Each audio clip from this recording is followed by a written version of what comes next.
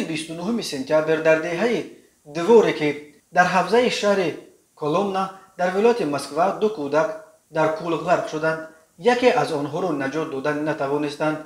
نشریه امکان خبر داد که این فلاکت تقریبا ساعت 15 روی داده.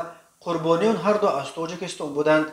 دو اکای و دودر که کلونیش 2 ساله بود، خردیش امگی 1 سال داشت، به آب کول نزدیک رفته از بلندی به کول افتیدند.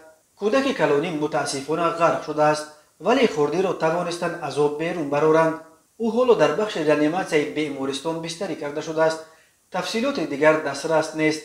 در رابطه با این حادثه ناخوش تحقیقات ادامه دارد. هر سال در روسیه بیش از 1000 نفر از زادگان تاجیکستان از جمله کودکان با علتهای گوناگون ترک این دنیا میکنند. قبلا هم درباره بر اثر حادثه‌های ناخوش در روسیه جان باختن کودکان تاجیک گزارش شده بود.